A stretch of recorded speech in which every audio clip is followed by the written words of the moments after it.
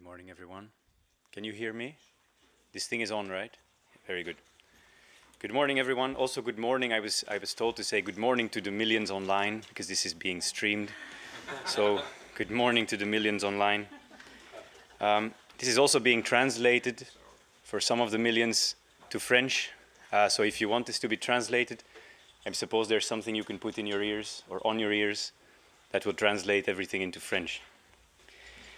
So good morning also to the people in the room in this panel on the power and perils of narratives. My name is Benjamin de Kleen. I'm a professor at the Communication Studies Department of the Vrije Universiteit Brussels, so the Free University of Brussels, one of the two. Everybody always gets confused, which is logical because they're the same in English. I'm the coordinator of the Journalism and Media in Europe Master at that university. And my research has mainly been focused on radical right discourse and populist discourses, and I assume that this is why I was invited to moderate this panel. I'm very happy actually to have the honor to moderate this panel because we have some very interesting speakers lined up, and I look very much forward to hearing from them. I will start by presenting them and then ask them a few questions that might guide the presentations and perhaps also part of the discussion afterwards. So our first speaker is Daniel Fazekas, who is one of the two main people behind Bacamo Social, which is a strategic social listening consultancy specialized in analyzing very large corpora of online conversations. So one of the larger projects or recent projects Bacamo did is to analyze migration narratives or migration discourses online in 2017, 2018. It was commissioned by the Friedrich Ebert Stiftung, and this was a huge research. And part of what Daniel will be talking about today is not so much the research itself, but what we can learn from that in terms of more positive, perhaps, narratives about migration. Our second speaker is Sarah Chandler, who is all the way, not all the way there, but a little bit closer, from the European Network Against Racism, where she's a senior advocacy officer. The ENAR is the Pan-European Anti-Racism Network that aims to facilitate cooperation among civil society actors in Europe, and that advocates for equality and against racism on a European level. That is approximately correct? Very good, thank you. Our third speaker is Maeve Patterson, who's sitting just there. Who works at the UN Refugee Agency, where she is the communications coordinator on the level of the EU. And before this, she worked as head of media and communications at Amnesty International EU as well. And our fourth and final speaker is Laura Shields, the founder and managing director of the communications agency Red Thread, who also worked at the CNN and the BBC before, and who is now also full-time media and presentation trainer, who will be focusing very much on the practicalities of how to communicate about migration and diversity, and also how not to do it. This session has a rather broad name called The Power and Perils of Narratives. So when I was asked to moderate this, I was a little bit worried, what is this? But in fact, it deals rather more specifically with the power and perils of narratives on migration, refugees, and diversity, which is still hugely broad, but at least it's somehow manageable. As we all know, some of the most dominant narratives about migration and refugees and diversity are not exactly about peace, love, and understanding. What these narratives tend to revolve around is fear of foreigners, the clash of civilizations, the need to defend our way of life, strict immigration policies, border policing, sending people back, and so on. What we want to do today is analyze to some extent this kind of narratives and especially discuss the do's and don'ts in responding to them. By way of introduction, I would just like to ask a few questions from our speakers. We've lost the microphone, please. Can we have the microphone switched back on for the speaker? Oh, that's nice. Okay. All right. Thank you very much. I see myself now, which is a bit scary. But, look at us. But I will just look at you. It's a bit better. So my first question is about populism. The short description of this panel refers to extremist populism. Then going through the rest of the description, the term populism seems to be mainly used as a synonym for the radical right, which is one of the issues also that I have been studying, this sort of equation of radical right and populism.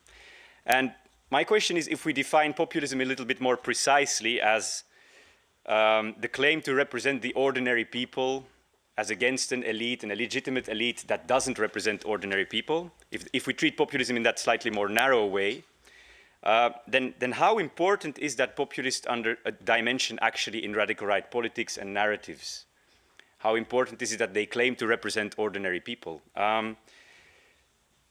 And do center politicians actually take for granted this claim that the radical right represents ordinary people? Another question would be, why does political discourse tend to not include people of foreign descent in the notion of the ordinary people? When we talk about ordinary people, we seem to think about a white working class or something like this. Why do people who have lived here for generations not form part of that ordinary people? And a last question in that regard would be whether discussing the radical rights in terms of populism is not actually a euphemism for what we should perhaps be calling racism or extreme nationalism or nativism or I don't know what. So that's the first question basically about the importance, if there is the importance of this specific dimension of claiming to speak for ordinary people and defending ordinary people's ways of life and so on. A second question relates to the fact that in debates on racism and anti-diversity politics, there tends to be a focus on the most extreme forms of racism and exclusion, so typically the radical right or even more extreme versions of that. Whilst these forms are obviously very important to address, there is a risk in focusing our attention on the extremes. The risk is that we might ignore structural forms of racism that can be found across the political spectrum and that are rather more structural than only the radical right. In some cases, the focus on these extreme forms of racism might even legitimize some of what is being done in the center as not racist. That would be a second question, which I think at least our speaker, Sarah Chandler, will be dealing with. A third question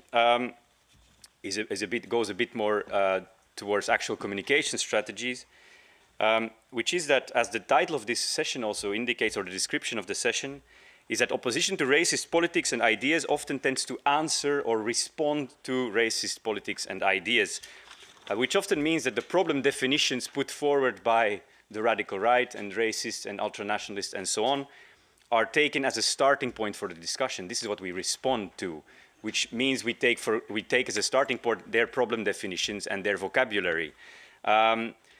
My question would be if from a communications perspective it might not be more powerful to build an actual alternative narrative rather than respond to very right-wing ideas about migration and diversity. And the fourth and final question, to make it even more concrete, is what do you think are good examples of campaigns against racism and for equality? What are examples we should not follow?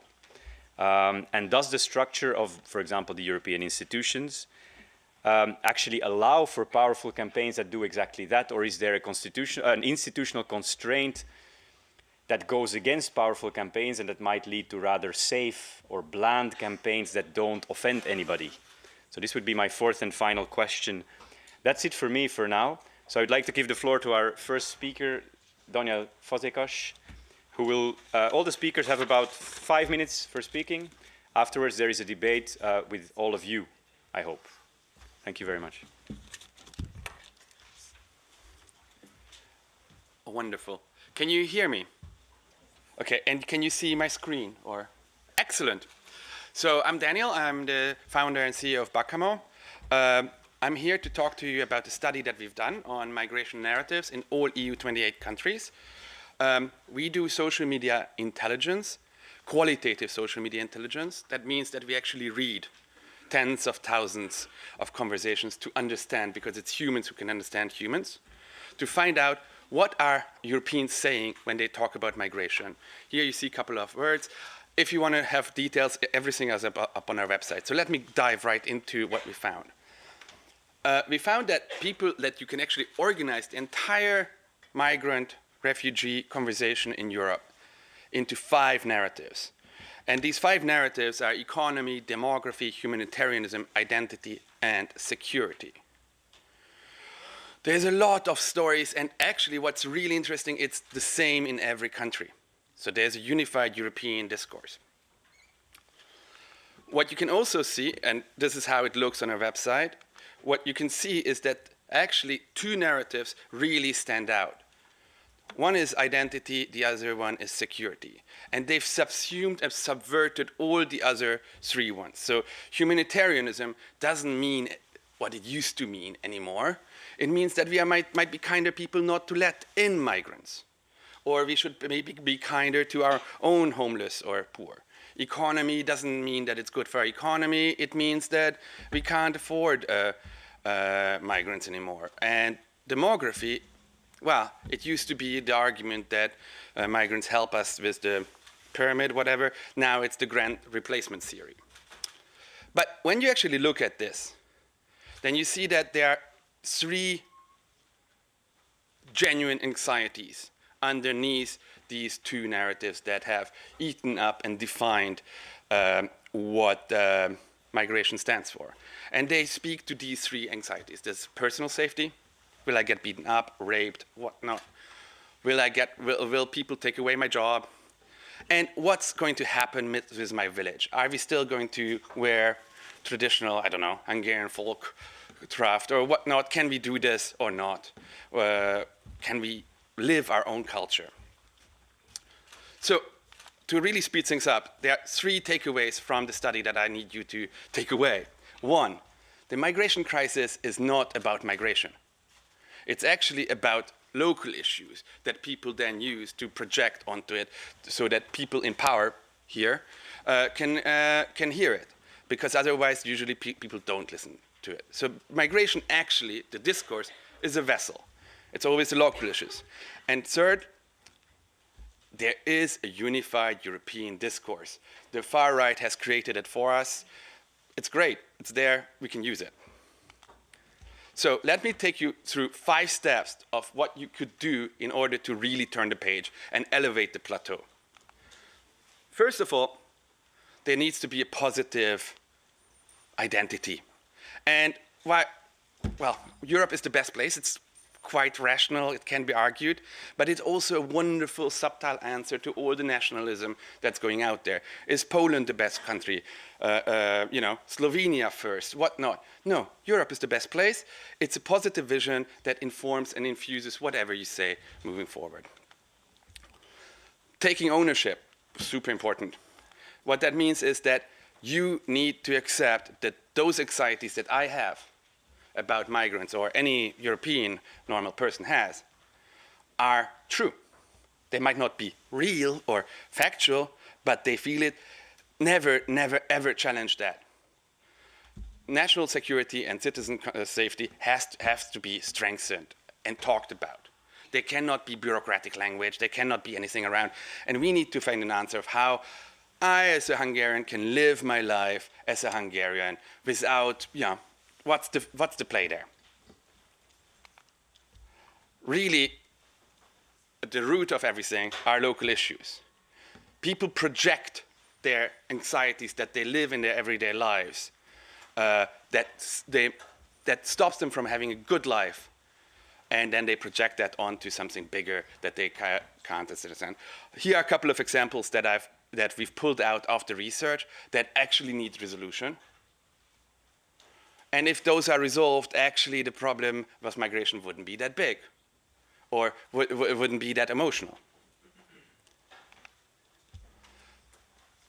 Thirdly, the EU needs to speak to those anxieties that actually are underneath those. There's a lot of stuff that the EU is doing that just needs reframing in order to actually fit and address those actual concerns. So we could talk about equal pay across the EU. We could talk about how the size of the EU is necessary to extract taxes from multinational, protect us from China, crazy Trump, whatnot. Protect and regulate things that actually scare people and, basically take, instead of answering onto the migration level, go to the emotional level and answer those actual concerns and anxieties. And that's what you can do here. You can talk about, growing local presence. You can directly fund cultural things in Slovenia so that they can live their identity, and so on. And my final point is, for any good narrative, any credible story, there needs to be a good and a bad. Now, it's quite clear who is bad, but that needs to be proven. And there are two things that really stand out there. Is that that the whole migrant issue is a facade so that you pay attention here while I'll do my dirty business over here. And the dirty business is, theft, personal enrichment, corruption, oligarchy, diversion. Look at Poland, Hungary, Romania, whatnot, where all of these things are happening, only to allow the prime ministers, the ministers, to actually steal. Or betrayal. Think of Cambridge Analytica or the Golden Visa. Why do all these far-right people need Russian money? To sell weapons? So these are these are sort of 5 takeaways and things that I think you can do to address and resolve the migration crisis. And do it on an evidence level. Thanks.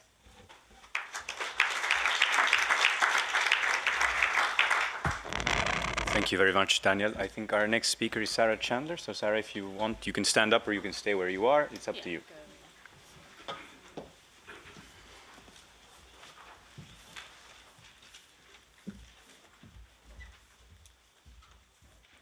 So hello, my name is Sarah Chandler. I'm from the European Network Against Racism.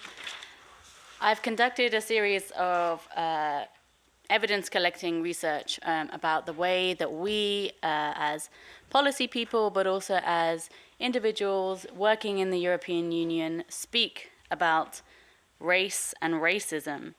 It primarily looks at the discourse of institutions, but also goes into everyday conversations between people.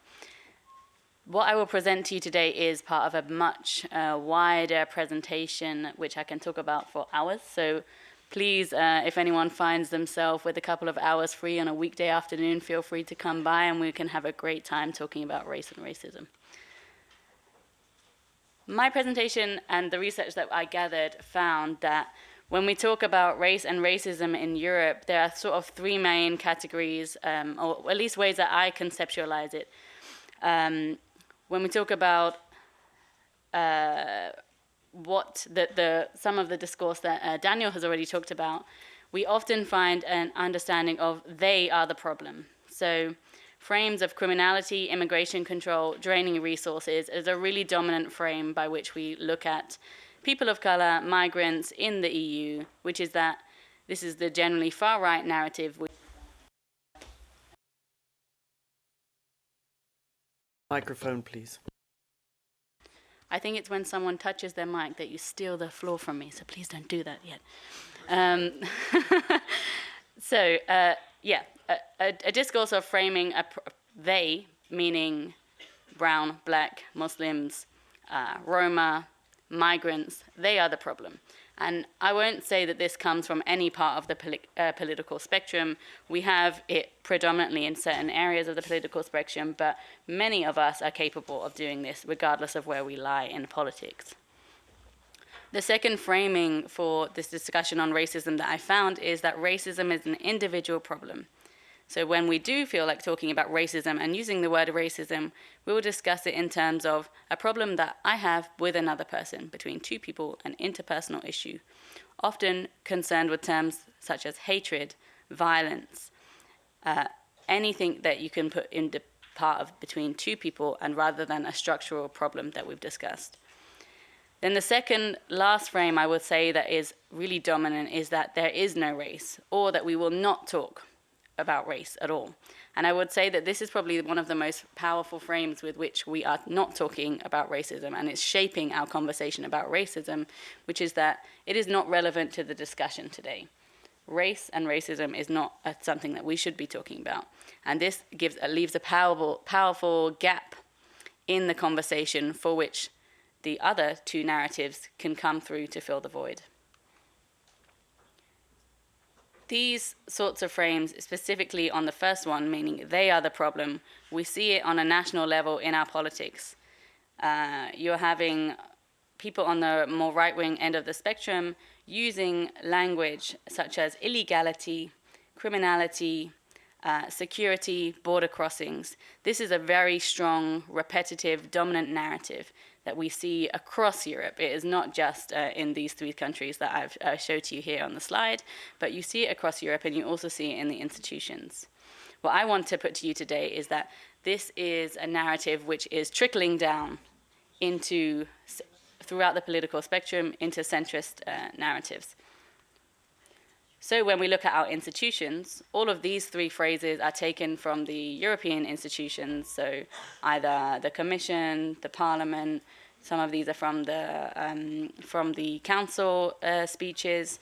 You see that you have a repetition of some of this language, which is used primarily in other cases by some far-right voices. You see them now in institutional language. So those people, illegal migration, and we need the use of certain databases to fight crime, control borders, and manage migration flows.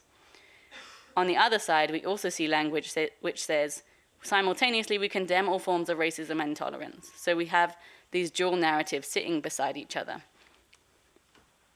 We also see a highly visual representation of this. I'm not sure if people saw this poster campaign ahead of the EU elections. This was an idea to try and get people to vote. And one of the primary themes that was evoked to try and get people to vote was that we need to manage migration. And we'll put this next to a very clear image of Muslim, what look like refugees. And that is a reason you should go and vote, because we need to manage migration. This was simultaneously, we took this down. Actually, we had a campaign to take this down. However, we see that this is one example of a very clear institutional frame that we adopted from the far right and then put it right outside the European Parliament for all to see. Another frame is integration, and this is something that NGOs use. It's something that other institutions use. Mainstream institutions use the frame of integration. It's not a powerful frame that suggests that other people are the problem. It's not something that we're trying to victimize people with or criminalize people with, but it is a very dominant frame that we are using. This frame suggests that there is a they and there is a we, and it is a responsibility of the newcomers in some way to either integrate, or it is a responsibility of our host society to integrate them. Whatever this frame is trying to show us, what it is in effect doing is saying that there is a separation between these 2 groups. These groups are fundamentally different entities. There is a fundamental set of different values between these 2 groups of people, migrants and non-migrants, and that they need to come together. We reaffirm a difference in this discourse of integration, and one of the things I will argue is that we need to get rid of that term. It's not helping us at all. In our conversations about populism, racism, we do not talk about structural racism, meaning the historical parts of racism, the economic aspects of racism, and the fact that it is much more than violence in the streets. It's much more than neo-Nazis protesting. It is a system of economic inequality, actually. When you do see this conversation coming up, you do see attempts to talk about structural racism. We also see some common communications flaws in these narratives. We see a complete use of negation to describe the frame. So instead of talking about what structural racism is, we talk about what it isn't. We also talk about it very abstractly. And we say that structural racism is the cause of something rather than it's an entity in itself, which is very vague and very hard to understand actually what it is. We also talk about a we, not a they, and we present people that are the victims of structural racism as particularly that. They're a victim frame. So we can fall victim to structural violence, but we do not say who is the perpetrator of structural racism. We close? We are above the 5 minutes by. Okay. Then I just want to sum up with there are some very many positive ways instead that we can talk about these issues. One, I did the analysis also of some everyday people. How are they speaking about racism? I also looked at music, and I saw that there's one way that you can talk about structural racism as a necessarily abstract thing. So, for example, we can talk about racial profiling. Black men are disproportionately stopped and searched in the streets by police. Or we can say, "Don't waste my time," which is a lyric of a UK grime rap video. And here I think is some definite, different ways that we can talk about relatable issues. We can talk about disproportionality, we can talk about facts and figures, and evidence is important, but we also need to talk about things in terms of everyday harms, everyday consequences for our lives. Another way that we have to do it is also talk about who are the perpetrators of this. Here's a case of police violence in France. The sister of the killed by the police specifically targets who were the persons perpetrating the crime. And I think this is something that we increasingly do not do. We say that people are victims, but we do not say who perpetrates this. And this is just completely abstract, completely divorced from reality. And when we talk about harms, we need to also shape who is committing those harms. I've got some ideas of how we change some of this, and I think we can go into some of it into the discussion. But one thing I really want to target for you is thinking about how we use they and we. We rarely use a we when it comes to talking about racism. We could talk about a we that in terms of we all reject racism, but instead we talk about a they. They are the harmed of racism. They experience racism, which also perpetrates this difference between a they and a we. I also think something that causes this is the fact that many of us in institutions, we do not reflect the people that are affected by these phenomenons.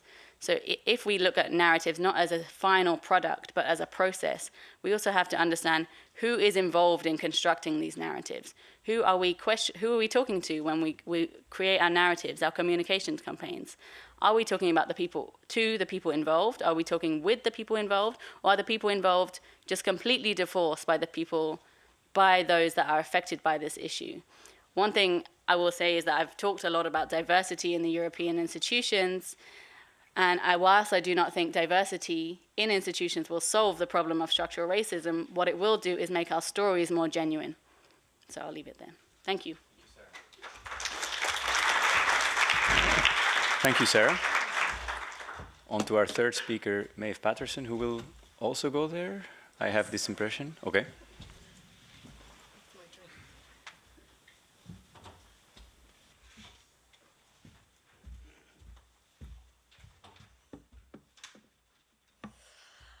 Good morning, everyone. Can you hear me? Yes, great. Well, it's a real pleasure to be here. Thanks for inviting me. My name is Maeve Patterson. I represent the UN Refugee Agency. We work to protect forcibly displaced people and stateless people and find solutions for them. It's great to be here today to talk a bit about the power and perils of narratives. This is actually where I first started my career, so it's really exciting to be back at the Committee of the Regions. Before we get into the wider discussion, I just want to take a step back, given the title of this panel, and let's define narrative. So I just did a quick Google search yesterday and found the following. So it's a spoken or written account of connected events or a story. Sarah spoke a lot about stories there now. And this is the bit that I just want to focus in on. So I just want to ask you all a question. Beyond the obvious that every story has a beginning, a middle, and an end, what three elements does every story have?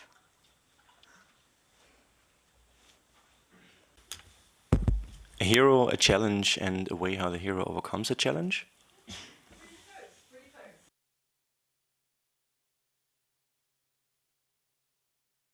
Microphone, please. We have the narrator, the subject, and the audience. And what I want to focus on just now in the next few minutes is the audience. And since you are all such a wonderful audience, I want to offer you all a drink. Okay? So on today's menu, is the following. Can I interest anybody in a drink of Bite the Wax Tadpole? Or maybe Female Horse Fastened with Wax? Or wax flattened mare? Anybody want one of those drinks? Well, what if, I don't know if you even like this, but what if I show you one of these? I'm not going to advertise the brand, but maybe, I know it's a bit early, but maybe somebody would be interested more in one of these drinks.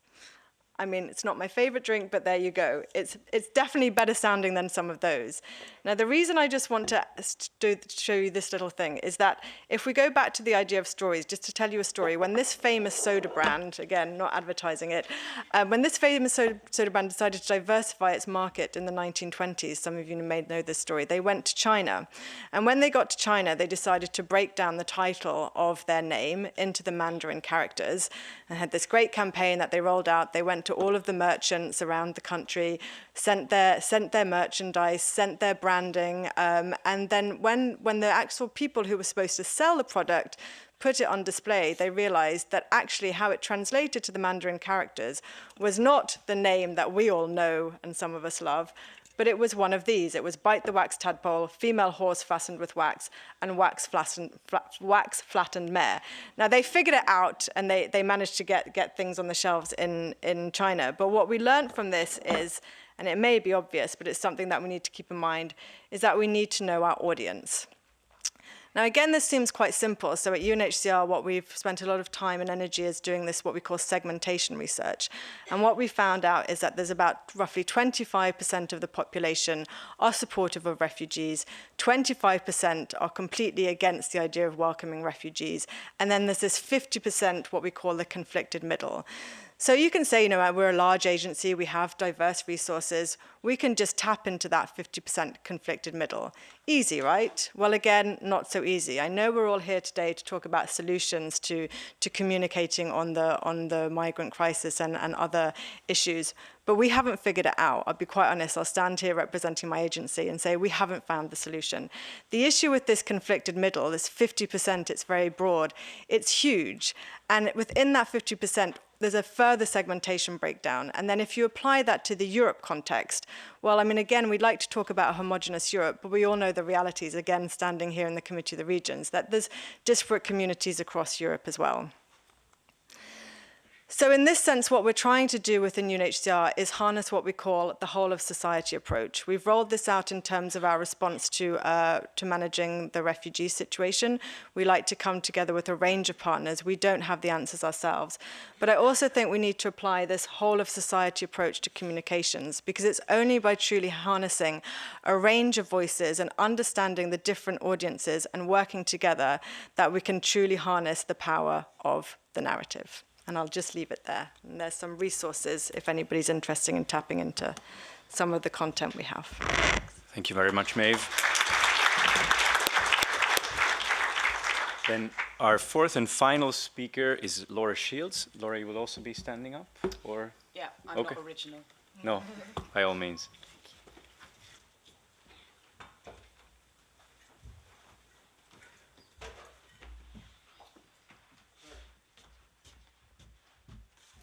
Good morning, everybody. My name's Laura Shields, and I run a company called Red Thread Communications.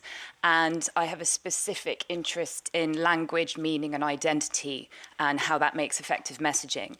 And I just wanted to start off, I'm going to concentrate on three areas, really, which is a sort of different definition from narrative than perhaps Maeve and some of the others were taking.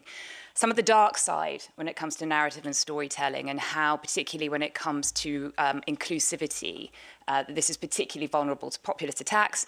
And then finally, some recommendations for people who have to communicate in this field. So the first thing I was going to say was that when it comes to narrative, my interpretation is much broader than simply stories. So stories are a part of that. But for me, the narrative is the dominant discourse that's around a social, or the dominant social cultural discourse that dominates around a particular issue at a local, national, or regional level. And so it does include individual stories, but it also includes certain kinds of messaging, metaphor, memes, tropes, visuals. It's the whole package. And it's incredibly pervasive, and it's also incredibly persuasive. Now, the second thing that we need to know about narratives and story is that there is nothing new about this. People have been using narrative and story for successful communications campaigns for years. And it's only in the last few years that everybody's got freaked out about populism and Brexit and Trump and gone, ooh, we need to go with emotions and feelings. But actually, narratives have always been the root of successful communications. And it goes way back to the classical world. Both the Greeks and the Romans talked about the barbarians as the others. There's nothing new about everything that we're talking about now. However, what the past few years, and particularly the arrival of digital, have taught us is that we can see the dark side of storytelling and narrative much more, because what we know is that populists, and particularly those who work in disinformation, can exploit existing anxieties around stories, around race, diversity, migration, and inject a lot of fake information into that to amplify the negative conversations that we see, particularly on social media. So that's the first thing. Secondly, we also know that when it comes to storytelling and narrative, these are key vectors for transmitting values and identities that we consider to be shared. And there's quite a lot of research that says that on social media in particular, we are 20% more likely to share content that we think speaks to some kind of truth or identity or part of our value system. So as a result, these things are incredibly valuable when it comes to persuasion and communication. Now, I'm going to concentrate on a couple of the challenges as I see them. Sarah's already alluded to one of them, which is the framing, the language that we use to talk about narratives of migration and racism. And the fact is that the point of departure for many is often the rebuttal of criticism from populists or opponents of immigration or opponents of migration. So the number of times I've sat in training sessions with people from Roma advocacy groups who are Roma themselves, and I will say to them, tell me about the Roma in a minute. And they will say, well, some people think we're all dirty, stinky gypsies and that all we want to do is rob you, but actually we're really victimized and we've been given a really hard time and it's really not our fault. And then at the end I'll say to them, well, what do you think I'm thinking now? And they go, oh, yeah. So negative profiling is often the point of departure. When people who are even advocates on these issues come out and talk about it. They're incredibly defensive themselves.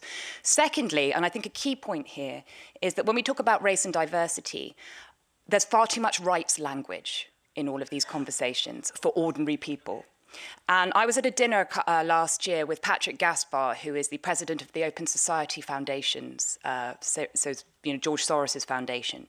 And one of the points that he made, and I think this is really true and very important in Europe, is that if you're an inclusivity and diversity campaigner, since the fall of the Berlin Wall and the end of the Cold War, people have tended to focus on rights rather than culture.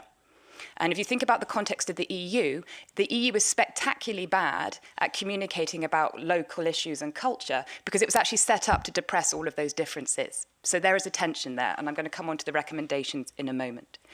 Thirdly, when it comes to narrative and shared space, and this is something that Maeve alluded to, we're not communicating in the same universe or the same moral universe when we talk about migration and refugees. Maeve and Sarah have already talked a bit about the 25%. Don't preach to the converted. Daniel mentioned that there are the big issues or the narratives that dominate on social media in particular are around identity and security. And one of the reasons these are so powerful is because these are values that are extremely dear to more conservative members of society, and they are ones that populists exploit. I was reading a book by a former FBI hostage negotiator, and who now runs a consultancy on negotiating, and he says that loss of control and fear of loss is the single biggest motivating factor in human decision-making. And it is one of the reasons why Take Back Control, Make America Great Again are so powerful when it comes to understand what motivates human behavior. So if you are trying to communicate with a community that is quite socially conservative, is quite concerned about the impact that migration or increasing diversity could have on their community, and it's being amplified by by disinformation and troll farms, whether they're in Skopje or a basement in St. Petersburg, you're not going to win with the compassion humanitarian argument because it's not the same reference point. And I'm going to talk a little bit more about that in a moment. And then finally, when it comes to storytelling, disinformation is the dark side of storytelling on steroids. So what we see is that populists come in and they exploit legitimate anxieties around local issues, and they inject and they amplify and they make the conversation look much more bigger than it actually is, which is not the same thing as me saying these real concerns don't exist. It's simply saying that there is, they inject oxygen into people's everyday concerns and they make it a much, much bigger issue. So what can be done? Well, the first thing is first is that if you're going to use narrative and storytelling to communicate around these issues, you need to broaden your value range that you're communicating on. So if you haven't read Jonathan Haidt's book called The Righteous Mind, I strongly suggest that you all go out and read that. And what he says is that people who are traditionally liberal or progressive, I don't mean liberal in the sense that everyone thinks I mean it probably, but if you're progressive, historically we tend to communicate around the issues of fairness, compassion and humanitarian. But if you're conservative, into all of that mix, you also add authority, loyalty and sanctity. And that as a result, if you want to communicate and you want to reach the 50%, whoever they are, even when they're segmented, you need to have stories that reflect that. And I think that one of the reasons why the Greens were so successful in the local elections in Bavaria and across Germany and other parts of Europe last year was because they were very pro-migration, in a very unapologetic way. But they were also very tough on law and order. And in fact, the Green leader in Germany was on the record as saying, well, we shut that down as an avenue for criticism. Because actually, who doesn't want safe streets? It's a no-brainer. We wouldn't let them have that. And also, one of the candidates for the Green Party in Munich, again, very pro-migration, but were also wearing clothing that was very local to Bavaria. She's a member of the church, she's in the Fire Brigades Union, and as a result, she was doing shared values and shared morality communication. So that's the first thing. Secondly, if I were working for the EU, I would be giving money to local groups to invest a huge amount in specific metaphor training. So the metaphors, the people who get to set the metaphors on a culture get to define what we want to be true. You know, this is George Lakoff's argument, the man who wrote Don't Think of an Elephant. We are spectacularly bad in the EU at testing language. And again, part of the reason for that is because we live, I'm nearly done, is that because we live in a town which is set up to depress that. But I think testing and designing metaphors that you want to lead the conversation with, not just reacting to what you think people want to hear. So in the US, one of the arguments, one of the metaphors that was most successful when trying to talk about immigration in a positive way was what they call the immigration sail, because immigration puts wind in our sails, we move together towards shared prosperity. So lead on metaphors, emphasize resilience and successful integration, but without mentioning integration. So one of my favorite videos from last year was, perhaps you've seen it, it was this Syrian boy who was a refugee who moved to Northern Ireland with his family, became an interpreter for all the other kids in his class because he was so great at languages, had a really thick Northern Irish accent, was fantastic. And it was just the most joyful video I've ever seen. And it didn't talk about integration once. It was just like, Mohammed, he came here, look what a winner this kid is. And it went viral because it touched something. So positive emotion can touch. Likewise, the Love Wins hashtag that took off after the Supreme Court upheld the gay marriage rights in the US. Positive emotion can be viral.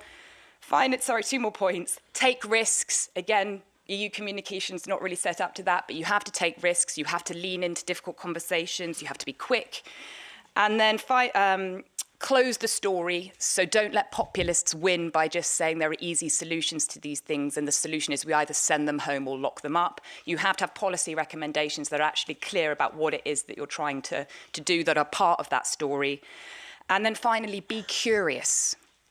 And I think this is really important. Sarah talked about narrative as a process. If you're in charge of putting a narrative out there or trying to create a narrative, be curious with the people who are uncomfortable with it. Don't jump in, don't call them a racist, because the populists love that because it reinforces polarization. Be curious, ask questions, challenge thinking, and don't assume malice where it isn't. And I said, that's very much more than my 5 minutes. And I apologize to Benjamin, who's like nodding furiously. But we can cover any of it, the rest of it off in the Q&A. Thanks.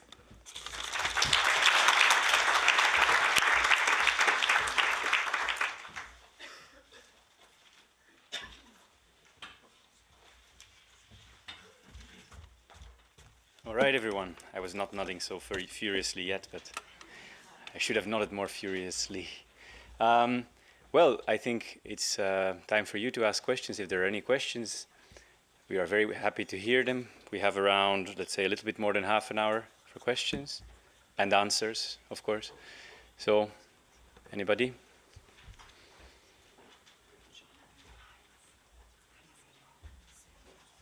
I think we have a question there. You're pointing at someone else. Wait, there's a question there. I think this Mr. was first, and then you.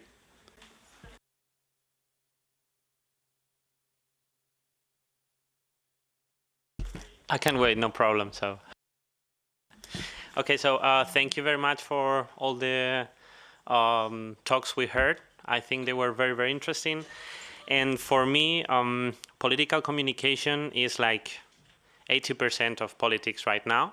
So these talks were very, very interesting, what you said. And I just wanted to point some things for you to have. I would like to have your opinion on these things. I believe we are right now in a society in what I call a 240 character society, meaning that this is a very good field for populism to move around, you know. Populism just needs usually 7 words to make a statement, a huge and powerful statement, like immigrants come to take our jobs, immigrants come to rob, to thief, whatever. But for us, or at least for me, I require usually more time to rebate these kind of arguments, you know? And this is something which is hard, I believe, because I truly believe I'm certain when I defend what I defend, you know, but it's hard to convince normal citizens which are not involved in politics when you have someone telling you a huge statement or a speech with just 7 words, when I instead need 5 minutes to rebate that, you know. Sorry? I won't say anything, but we don't have... Yes, exactly.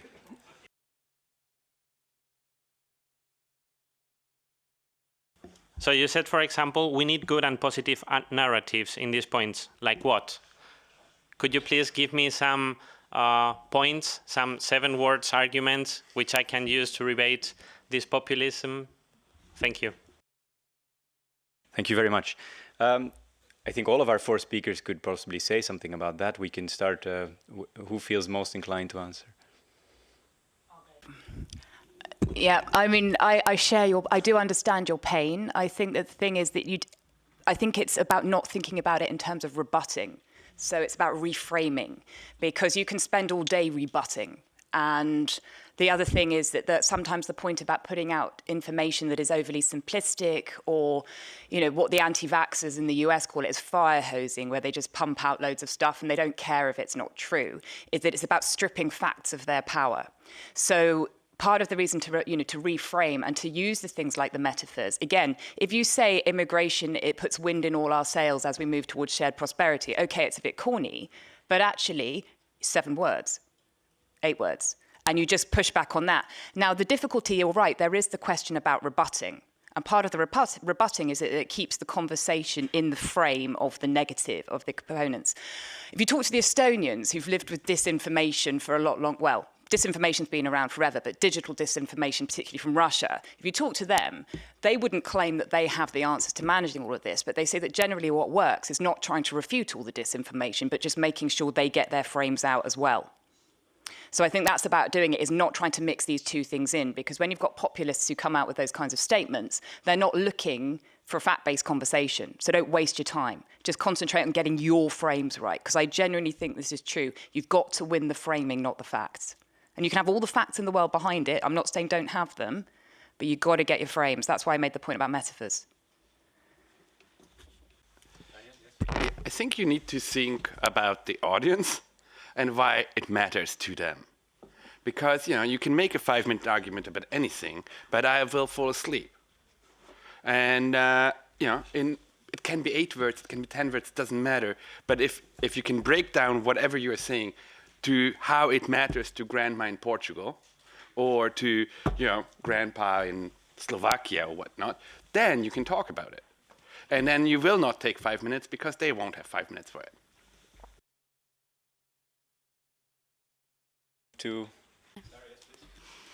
I think that I would echo the thing about not having to rebut anyone's argument, but replace it with your own, and that depends on the issue. A good example I think would come in is campaigns on racial profiling.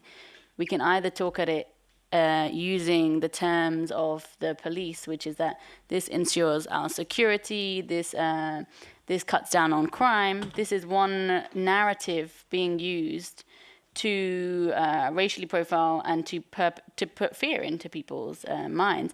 The alternative thing is that we focus on who is the problem. So this is a different frame. We use words like our society, our institutions are there to protect us, to keep us safe, and we have entrusted them with a duty to protect us.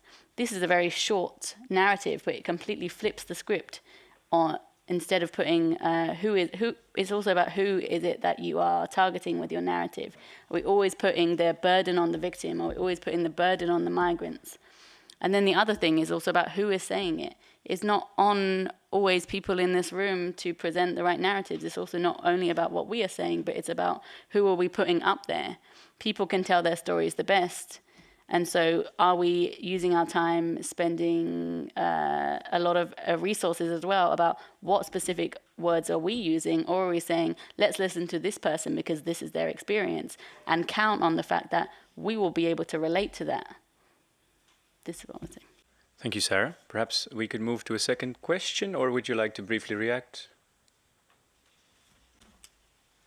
I always feel like I'm the negative person in the room. But I mean, on the point that there's so much, disinformation online, negative rhetoric, one of the key things for me, it's about perseverance. We haven't got the solutions. I mean, if we had the solutions, we'd all be out of jobs, quite frankly. So we just have to keep trying new things, and again, working together on this.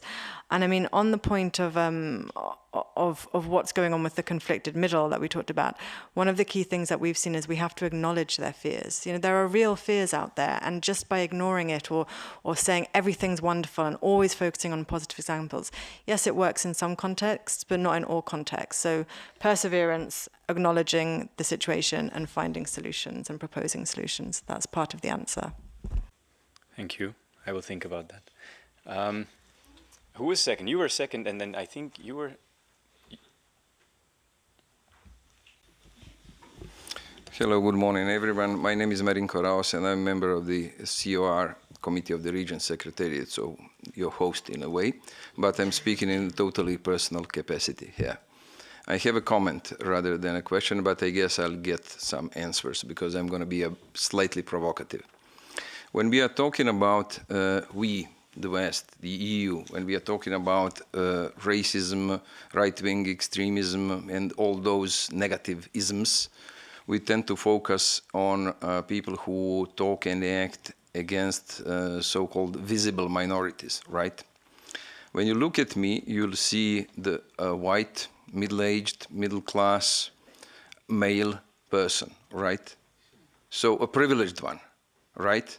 Wrong. I'm coming from Croatia, and here in Brussels, we live in a Brussels bubble, but we also live in Bruxelles.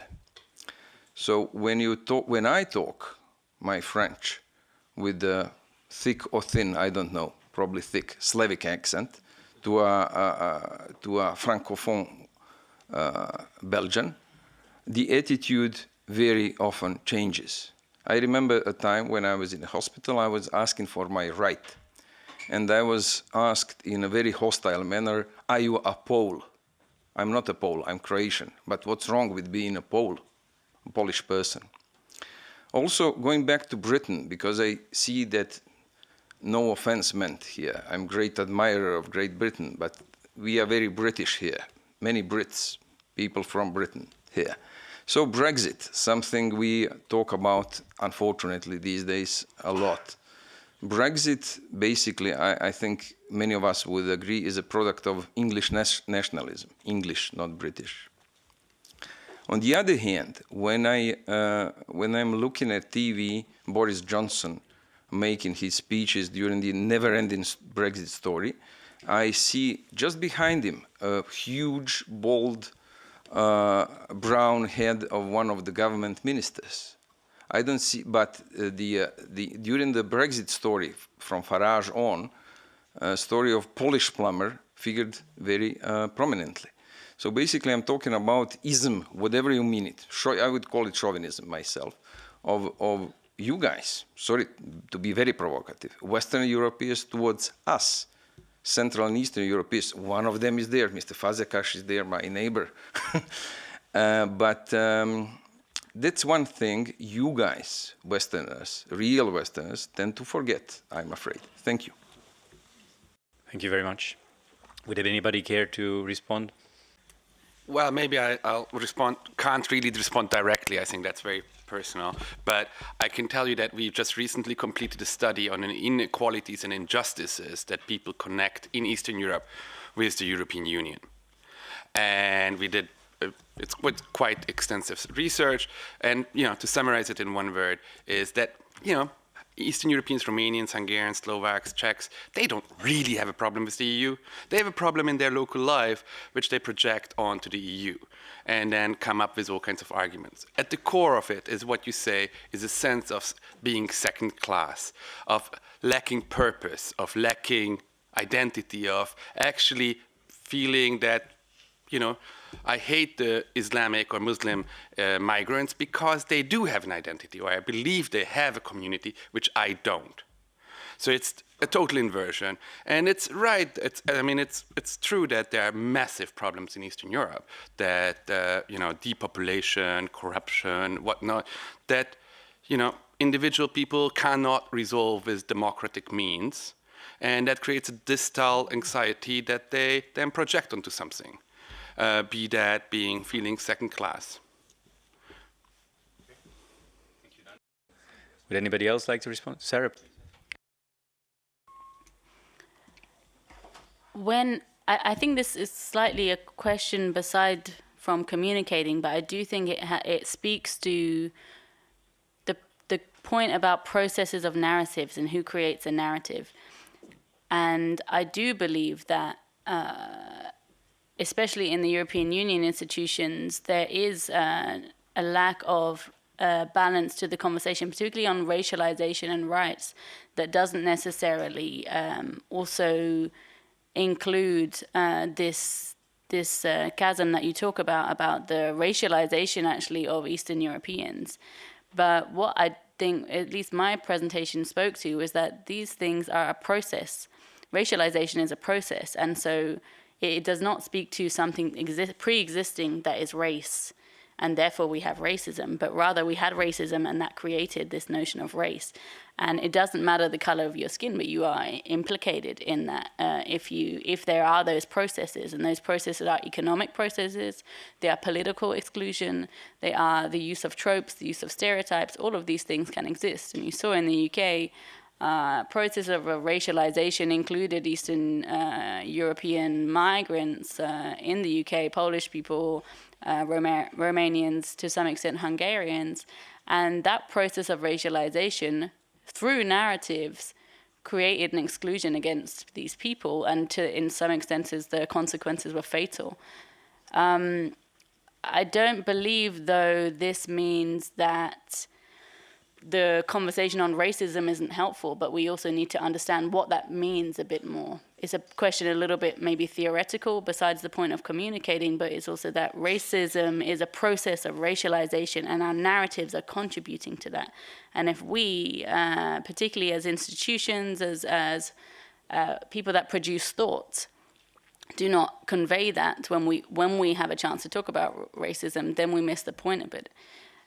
The stories that we tell about that also then have to include the people that are implicated. So they should talk about the Polish plumber that you spoke of, but they should also not talk about them only in a negative term. They should say, these are people just like us. So there are some campaigns, and some of them are trade union campaigns. If you ever have a chance to look at the trade union in the UK campaign, which is about working class, they ran a campaign recently, which I can share if anyone's interested, which is very interesting, which is that why are we not working class? And you have a black family, you have a Polish family, and you have these understanding of we are working class, this is a positive thing, undermining this notion that this typical white working class figure, which is evoked across the world as this persecuted entity, is very powerful because it separates this notion of black and brown and Eastern European migrants on the one side and the white native working class on the other. Understanding that it's a process of racialization will lead you to a place where you can create stories which emphasize the similarity in those, regardless of the color of their skin. Right, thank you. I think, please raise your hand if you have a question. I think there was a question there, I think you were first, and then it's your turn. Please, yes. Thank you very much, Jakovljevic from Vatel. I just want to look back, basically, the populism, or we talk anti-immigration, it's as much as we think about it, I'm sure you, Professor, know, it's not kind of natural process, they're usually drivers of this. And they're usually drivers on this kind of intellectually on the far right. And I very much agree, with one of the speakers, saying, this is not much new. They have been very effective in integrating in a counterculture or other kind of popular communication elements, these far right intellectuals, from the start. In the UK, we had the magazines like Searchlight, which was identifying the people or ideologues, who actually positioned or put in, these ideas into more popular discourse. So the strategy has been to kind of identify these people and to sort of, deal with them. But my question is, what about as a narrative, what about the humor as a narrative? Because these people take themselves very seriously. I'm not talking about the mass of people as a populist, because I agree, they don't want to be polarized. But those people who actually drive this, they take themselves seriously. Could we, humor, has been very effective in 80s and 90s before we had social media, dealing with these people. So is this something? Thank you very much. Perhaps if I could add, there's also, I work on the radical right. You also see a very effective use of humor by the radical right, sometimes much more effective than the use of humor by the left. Radical right memes are typically funnier than left-wing memes. So perhaps that's also something to take into account, but please. Yeah, basically you're right, but sometimes we've seen, for example, examples where humor is used, which I wouldn't call a narrative because it's just like but anyhow, so humor can be used really well, but sometimes it backfires if you disrespect the fears of people. To give you an example, let's not give an example, it's just like it can be really hurtful, but it's used a lot in combating disinformation. So, you can actually send in humor and destroy the status of Putin with that. We talk about, the gentleman in the front row who asked a question about Brexit and sort of, and some of the best humour at the moment is in the UK, but it's and it's wonderful, but it's very divisive, and so it's partly about the disrespecting the fears. But if that's all you get, which is just satire that rips into everything, and it doesn't fundamentally address what it is that makes some people support these figures, I don't think it will really be that successful, because I think that actually, even if we don't like it, it's a bit like I'm moving this away from Europe, but if you look at somebody like Trump, that guy's got problems. The people who like him have got some kind of problems, but he seems to be fixing something for those people. And so it doesn't, he is widely mocked on everything, but it's not working. And so I think unless you actually can get to the heart of what it is and connect on a much more fundamental level, the humor works for the people who hate those people, it doesn't work for anybody else. Is that unfortunately what I think is true? All right, thank you. Anybody else on this?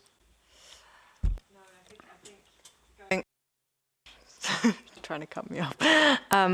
I think, again, going back to sort of knowing your audiences and trying a range of different approaches, yes, humor can become very effective. But again, going back to sort of knowing our audiences, humor is highly cultural. So, you say that the UK has some of the best humor. I'm Irish. Yes, I find the UK humor very funny when it's not directed towards the Irish necessarily. But equally, I grew up in Belgium and I was surrounded by friends who watched Les Guignols, who thought it was the most hilarious show ever, and I never got it. So again, again, we just have to go back to the point that, yes, it will work for one population, but maybe not across the board. Thank you. I think we had a question there. Yes, please, go ahead.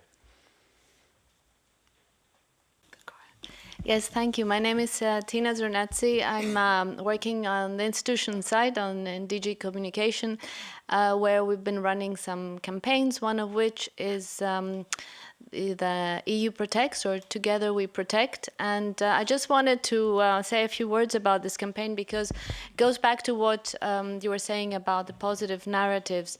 And we have tried with this, first of all, it's not just about migration, it's about looking at all the global challenges, and the narrative of the message of this campaign is that together, the institutions and member states, we protect better.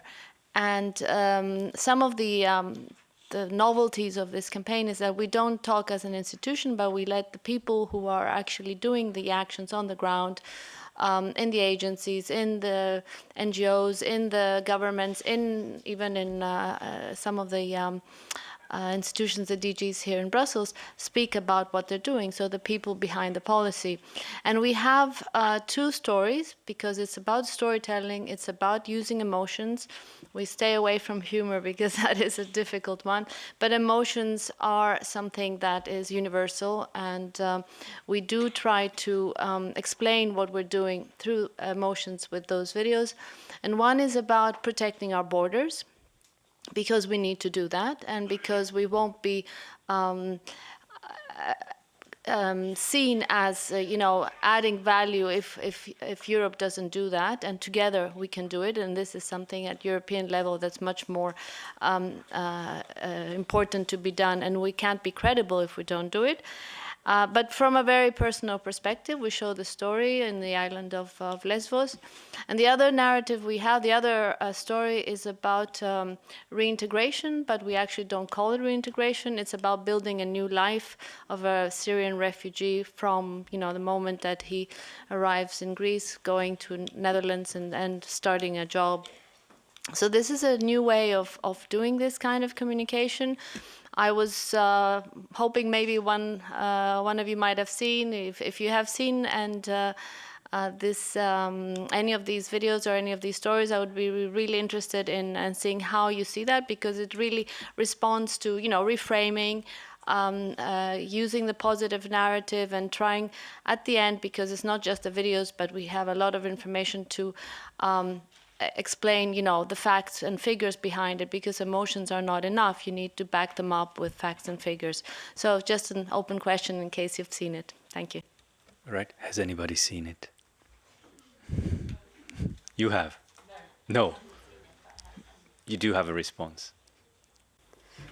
I haven't seen it in terms of what methodology you use, but from what you explain, I think there is something to take from that in terms of the narrative it sends. Obviously, you cannot make a narrative which is divorced from basically what your policy is, so you have to work with what you have. But what does this notion of we need to protect our borders say on a very basic level? What does that core message say? Protect from who and why? This speaks to a very specific point about belonging and who belongs. And there can be many ways that we convey that message. There can be very many emotional ways that we convey that message. But the core of the message is that certain people belong here, certain people that don't. And if we do not very critically analyze the extent to which we are sending this message of exclusion out, we will not have a pro-migration message, we will not have a pro-people message, and we will reinforce this notion of separation between Europeans and non-Europeans. Looking at the impact on that, that means that we endorse racial profiling on the basis of skin color. Looking at that means that we endorse to some extent on an ideological level what populists are saying when they say Europeans is for Europeans, meaning Europeans is for white people. These things, we can say them in different ways, but also looking at the core of it is what we're saying, who belongs here, who doesn't. All right. This is a sort of related point, and again, I'm sorry I haven't seen the content, but I will have a look at it afterwards. I think the paradox in what we're talking about today is that successful anti-racism or successful diversity campaigns shouldn't be noticeable for those things, for those reasons. So, you know, if it's a genuinely inclusive campaign, it will not even be noticeable for those things. So people watching it won't think, oh, isn't it great? There's a load of people of different colours all getting on and holding hands. It's going to be something that moves us for different reasons, or that has an impact for other reasons. I mean, it's almost post-racial, I would say. And what would your argument be for that? I'm going to get slammed on saying that now, aren't I? I hate the term post-racial, but it's true what you're saying is that, like, ideally, we do not want to define people by the color of their skin. We have to speak to racism now because our society is structured by largely racial terms.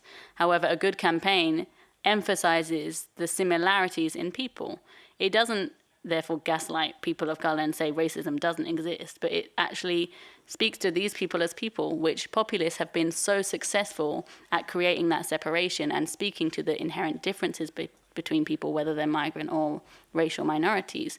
A good campaign makes this conflicted middle see something that they can relate to in some set of people that they have been people have tried to convince them are inherently different from them. Yeah, just really quickly onto what you guys were saying. Like, we see that over and over again, that actually addressing problems and stuff like this in an implicit way is way more efficient than actually saying racist. Like, we've just recently completed a study in the US on ageism. And, how do you disrupt that? Not by talking about it, but by showing people who are, 60 plus and in the gym, or, on Tinder. But talking about it is actually, you create more counter feelings. And I think that's what you were talking about as well. So we can back that up as data as well. React first. Yeah, I just wanted to respond briefly to Sarah's point, because it's true what you say about the narrative of the us versus them. But if we don't protect our borders, we're going to make people even more racist. And I can tell you the example of my own country, Greece, where in the late, in the last 5 or 6 years, we've seen such a turn of public opinion from people who were nurturing and welcoming refugees at the height of the economic crisis to a situation now when it's so out of control that most citizens feel threatened. So, of course, all the arguments that you said before, it's true. It's not only about race and the issues we were talking about.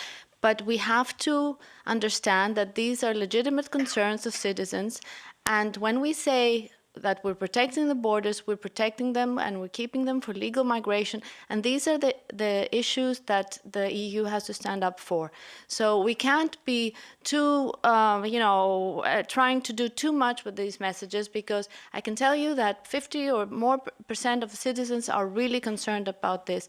And they want to see action. They want to see action by the EU, by member states. And the only way we can address this and not be completely overpowered by the populist narrative, which is now controlling this whole theme, then we have to set some, boundaries. And borders is, controlling our borders is what we can do. And I think it's something we need to communicate about. Right, I think we have time for one more. Oh, sorry, Maeve, please go ahead. Sorry, just to come back on that, I haven't seen the videos either, but I mean, the Commission is a very valuable partner of UNHCR, so I'd be very interested in seeing them after. Just on the issue of border protection, I mean, obviously this is something that we work very closely on in UNHCR, and I would just want to add to that yes, we did see in 2015 that there were very large numbers of arrivals. We didn't see it as an issue of it not being possible to welcome the people arriving. It was rather that the response by Europe was so fragmented and chaotic that it didn't allow for people to be welcomed in a manageable way. The numbers now, you spoke about them, they are much less. So yes, I think we do need to communicate and acknowledge the realities and the fears and say that we do need to protect our borders. But I would just add a line there that we need to protect our borders in a way that is sensitive towards asylum seekers and respecting their rights as well. I think we have time for one more question. Please, if you want to ask a question, this is the time. We have, is it a brief question? Is it a brief question? Okay, then we have two brief questions. We will group them and then we will react afterwards. Please go ahead. Thank you. I'm Tom. I'm working for the European Commission as well. We as institutional communicators, we're very often talking about the minorities, about migrants, about refugees, whatever. And even with our best intentions, it's very often patronizing and a bit confirming this us versus them. So my question to you is, do you have any good advice on how we give people from the minorities a more leading role in the communications, not just as a face on our poster or a voice in the clips, but really in the strategy development and how we should design our communications? We'll ask the second question first and then we can see how we respond to that. Please, go ahead. Well, mine's actually not a question, it's actually a very quick observation. Gentleman here mentioned the United Kingdom, and Daniel actually raised to me what actually, I'm a member of this committee, by the way, it's a lack of identity. It's an interesting thing when we actually look at the United Kingdom. I'm half Irish, half Scots. We feel no threat of people coming into our country because we have an identity. And what happens is that the people that have come in to Scotland, I'm a member of a pipe band.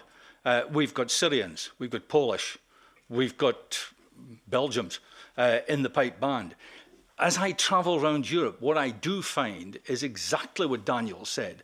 People feel threatened because they're not really too sure what they are. And when we talk about ever closer union within Europe, it is not clear as to what that ever closer union means. Does that mean that we have to ignore identity?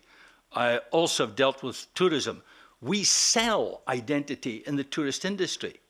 It's one of the things about Europe that is its biggest attraction to the outsider.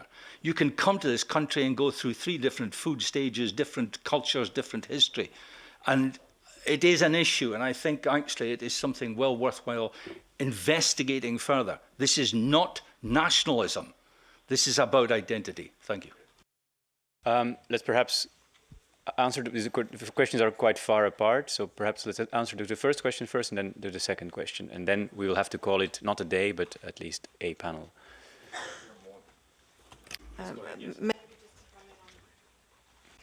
Very bad with the microphone. Maybe just to come in on the refugee voices. I mean, yes, going back to the whole of society approach, this is just not at the level of communications, but it's policy too. Obviously, we have to include the people of concern in finding any responses, whether that's a policy level or a communications level. One thing we've looked at within UNHCR, beyond just telling the stories of refugees, is can we work with, journalists and media and get refugees themselves to take over columns, we've done food festivals, we've done a range of things where we put the refugee themselves at the forefront. And obviously they, going back to the storytelling, they tell the stories best themselves. Anybody else? Not on that one, no. How do you include, the question was, how do you include people in the narratives that you employ them? It's pretty much it. And I will share something I find which is uncomfortable a little bit about the discussion on narratives often, is that it's often a little bit exploitative. And by that I mean we often have a conversation of narratives, which is that, okay, we will get a story from refugees and we will put it out there. Or we'll get a story on racism about an affected person and put it out there. Or we let them set the whole strategy. If this is the purpose that we do, and is that it should be led by them and really led by them, rather than in an extracting way, taking their story and putting it out there. If we are really serious about people affected leading the campaign, and it means anything, you wouldn't have a gender communication unit without any women there. So I think we need to apply some of these logics also to the conversation on migration and racism. Thank you.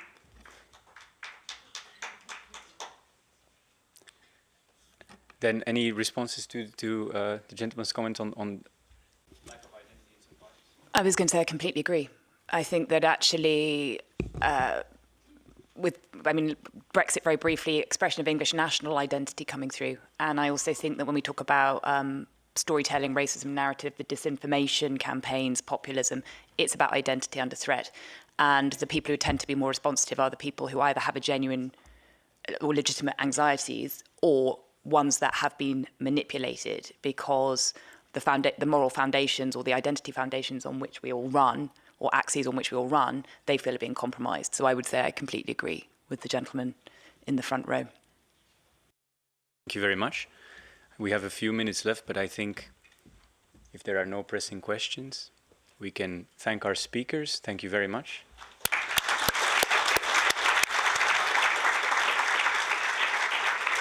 Also, thanks to all of you for very interesting questions. I'm sure there will be a lot to discuss. I think we have a coffee break now. I do hope we have a coffee break now.